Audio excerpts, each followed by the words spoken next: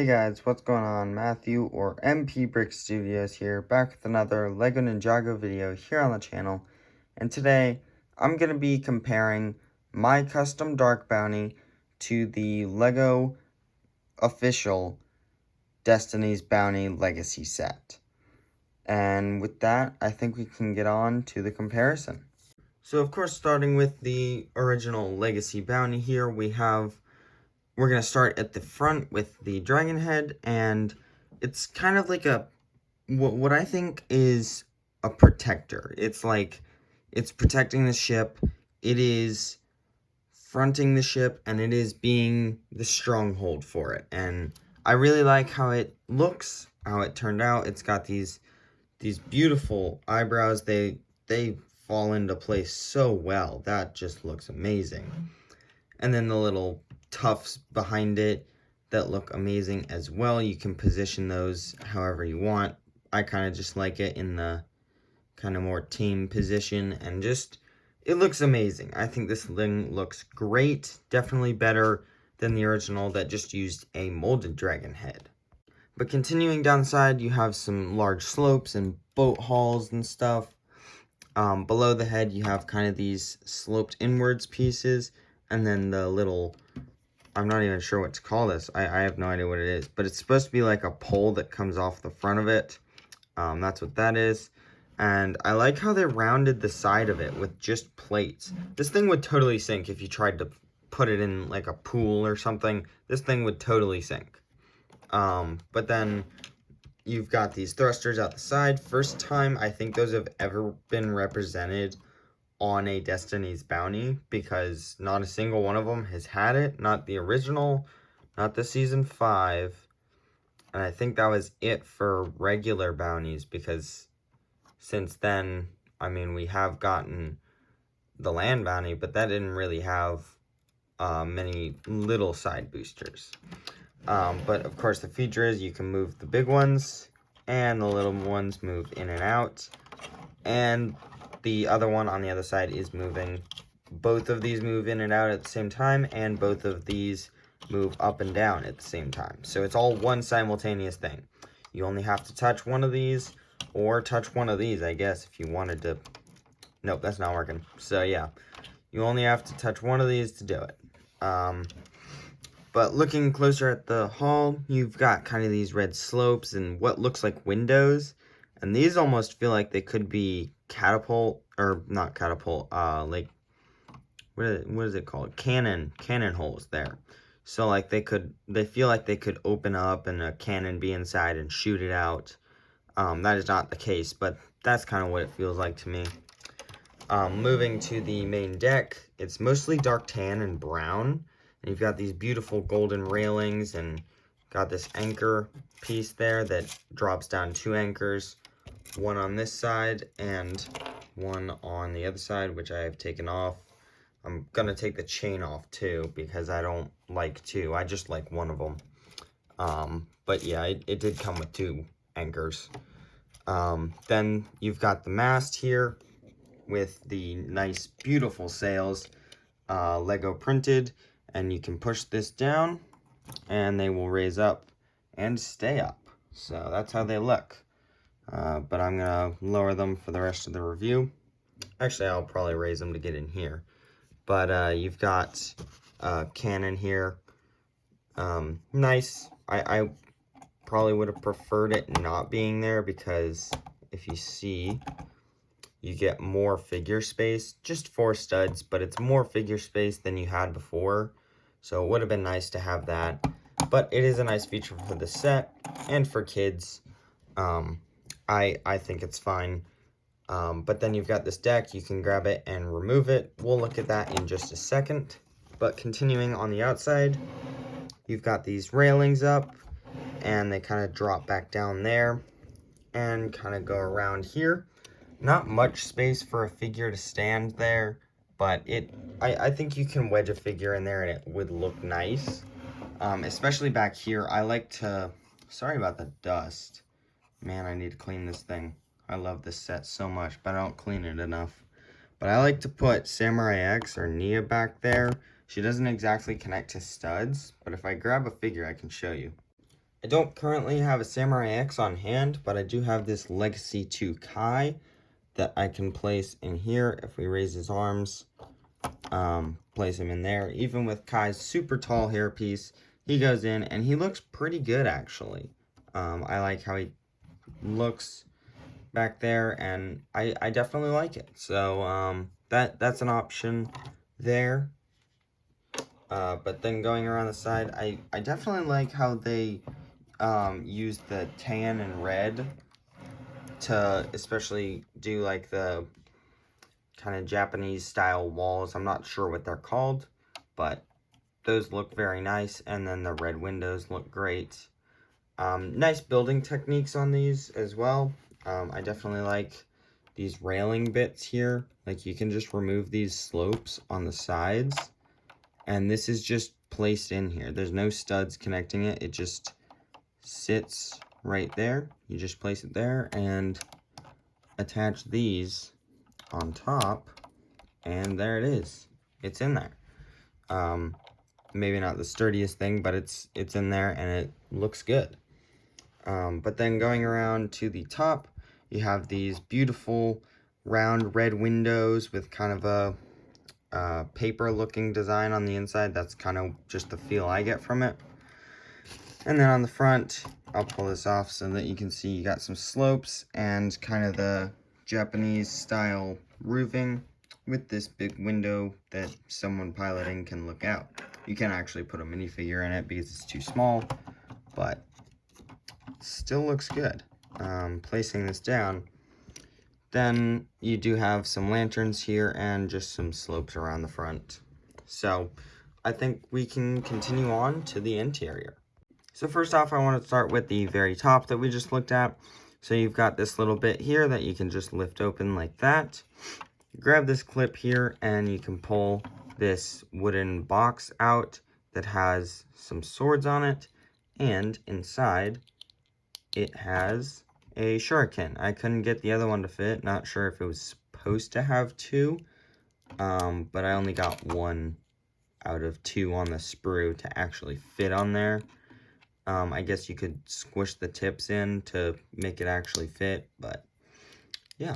So that's how that looks, and we just slide it back in there. It clips in, and there it is. So let's get on to the next section. Now the next section is kind of two sections. You've got this walling unit that you can pull off and remove like that. We'll look at that in just a little bit, but on the inside here, you've got this big screen that is actually a map of Ninjago. So, and then you've got some sword space and just a little bit where you have a steering wheel and some controls and a big lever. So, I don't think it's not too much, but I think it does the job. Alright, so here's the box that I removed just a little bit ago. And first off, you can see these tall banners here that are just kind of the flags on the back. And the biggest thing is these like to fall down all the time. Like you can move this thing around, they will fall down. This one isn't falling down right now, but they are kind of annoying when you first pick it up. They're gonna fall down like that. So that's a bit annoying. But other than that, I think it's a nice little build. Kind of calls back to the old ones where you could remove a piece and it was basically like a spot for Samurai X, which was cool. And it's just got a few weapons and some banners, but not all too much. So we will go ahead and move on from this. So for this next section, I'm actually going to go ahead and remove the mask so that we can get in easily. That's how I always get into it. I always remove the mast, but we can grab the cannon, pull up, and there it goes. But then looking closer in on this, you can see all there really is a little training dummy. First off, here, we'll start here. We got some stairs going down here. Then you've got Wu's staff here, and then a training dummy on the wall. Place him back there, sorry about that. Then we've got a little crate here that does not belong here. Sorry about that, but we got a crate here, which if we open it, contains 3 little, these are studs for the cannon, and I'm not sure what this is, maybe a lighter to light it and get it to shoot, you know, but those easily fit in here, and it goes right back over here in the corner like that. So yeah, not too much interior on the bottom. I almost would have liked it to be more, but overall this set is so amazing with how it looks. I honestly don't need more interior for it. So let's get on to the next bounty. So starting on the dark bounty at the head, just like the last one, it is fully black, and I kind of, with the design for this one, I wanted to change the little bits coming off of the head to change it from being a regal and brave protector into being more of an evil, untamed power that's just wild. And I think I accomplished that pretty well. It kind of shows a lot of the Overlord Dragon in it with the tentacles and stuff. So I just wanted it to have like power emitting from it almost. So that's what that is. Got red eyes, flame yellowish orange teeth there. Then going back, kind of design process that I went through. I was very excited when they came out with the Merlopians, because they had the dragon hilt in black, which I could use for the rail, because I'm just kind of recoloring the rail to be black. And then the same anchor and everything all works the same, except I don't have one on the other side. I don't like one, so I didn't have it there. And then this little bar coming out here, I've got it as silver instead of gold. And same with the engines here, I've got a silver stud inside instead of a gold one. Most of the deck has been changed from brown and dark tan to being fully dark gray.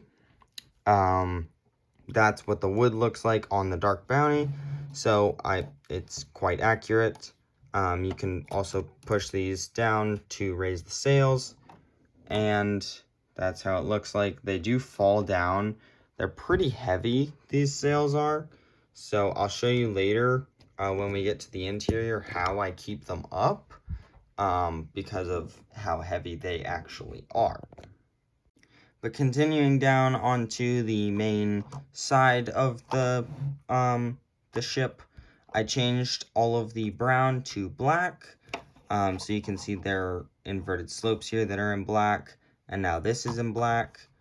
Now on the back, I changed these, the red thrusters to being purple, put black woo hats on there, and yeah, these were a lot of fun to change. They don't make these parts in purple, and I couldn't exactly find much of a substitute for it, so that was a little difficult. But then looking at the railing, I kind of tried to put purple accents as I was going along so that it would feel a little different. And then again, not much space to pose figures. And then more kind of designing it. The purple here, I almost made it lavender on this wall because it's kind of like paper wall almost. I'm not sure how to explain it, but it's basically like it's paper. And I thought purple may be too dark, so I tried out lavender. It didn't work at all. I thought lavender would work because it's like it's a lighter purple, like you can almost see through the paper a little bit, but it didn't work at all, so I strayed away from that. I don't think they make these in purple, or at least I don't have them, but they look good how they are. Not really going to change that. Then there is the cannon. I changed it to being the sideways stud shooter. So that's cool. And again, you can lift it off. So we'll look at that in a little bit. And moving this, that is how the front looks, which I think it looks great. So going around to the back, finishing up here, just some more detailing. I mean, a woo hat, just the standard stuff. And then on the top is pretty much the same I can show them in comparison, but I pretty much just swapped these purple parts for black. So here are the tops to both ships, and as you can see, they are quite similar. They're pretty much the same, but I swapped, of course, the red all along the front for black. I left these red windows the same because they are the same, they stay that way. But then I swapped some purple pieces or some black pieces for purple, really.